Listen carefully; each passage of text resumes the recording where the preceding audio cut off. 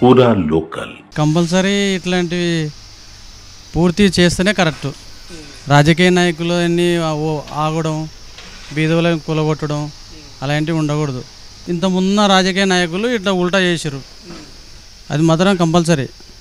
అక్రమ కట్టడాలు అనేది ఇక రాష్ట్ర ప్రభుత్వం పూర్తి స్థాయిలో చేసేది అంటారా? పక్కా చేస్తేనే కరెక్ట్. ఇట్లా మళ్ళీ సగం చేసి వదిలిపెడితే మళ్ళీ తప్పు అవుతుంది, ఈ గవర్నమెంట్ తప్పు అవుతుంది. అంటే ఇక్కడ చూసుకున్నట్టయితే ఇప్పుడు హైడ్రాకి సంబంధించిన అధికారుల మీద కానీ వాళ్ళ మీద ప్రెజర్స్ వస్తున్నాయి.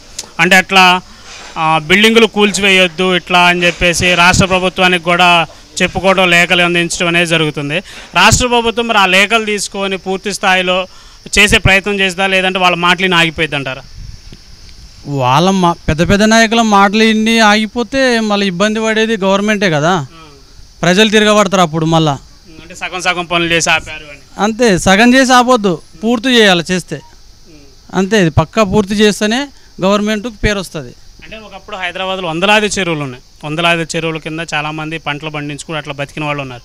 ప్రస్తుతం చూసుకున్నట్టయితే ఒక్క హైదరాబాద్లో వందలాది చెరువులు మాయమైన పరిస్థితి కనిపి కబ్జాదారులు కానీ ఇట్లా అక్రమ కట్టడాల వల్ల కానీ. అంటే ఇవన్నీ పూర్తి స్థాయిలో కంప్లీట్ చేస్తారంటారా ప్రభుత్వం, రాష్ట్ర ప్రభుత్వం? అది గవర్నమెంట్ చేతిలో ఉంటుంది, మనం చేస్తే బాగుంటుందని మన ఓపెన్ అంతే. అంటే ఏదేమైనా కానీ రాష్ట్ర ప్రభుత్వం వెనక్కి అడుగేయకుండా ముందు పూర్తి స్థాయిలో మంచి చేస్తే మంచిది. పూర్తి చేస్తేనే పేరు వస్తుంది, లేకపోతే మళ్ళీ ఈయనకి దెబ్బ పడుతుంది, రేవంత్ రెడ్డికి పడుతుంది.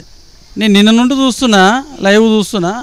ఇప్పుడు వచ్చి నేను కుక్కడపల్లిలో ఉంటాను, నేను అది పొరమ్మాల వెనక ఉంటా కుక్కడపల్లి, అందుకని చూద్దామని నేను ఇక్కడ వచ్చిన. అంటే సాధారణ ప్రజలు నష్టపోకుండా వాళ్ళకి నష్టపరిహారాలు ఇస్తే మంచిది అంటారు. నష్టపరిహారం గవర్నమెంట్ ఇవ్వాలి, ఎందుకంటే కొనుక్కొని ఉంటారు కదా, ఈ బిల్డింగ్ మాది అని అంటే ఇక దొంగతనంగా కట్టేటప్పుడు ఎప్పుడైనా దొంగ పత్రాలు చూపించి అమ్ముతుంటాడు. అట్లా అంటే చాలామంది నష్టపోయే అవకాశం ఉంది.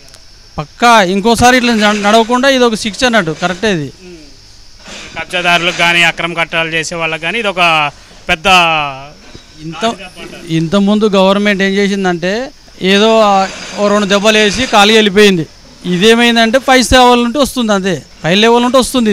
ఇది పక్కా చేస్తేనే బాగుంటుంది. ఏ మాత్రం వెనకడుగేయకుండా చేసిద్ది అంట చేయాలి. అదేదో దానం నాయందరూ అదేదో అవుతుందన్నీ వస్తుంది కదా, న్యూస్లో వస్తుంది కదా, అట్లా మా నాయకుడు మీ నాయకుడు అనేది తేడా ఉండకుండా చేయాలి.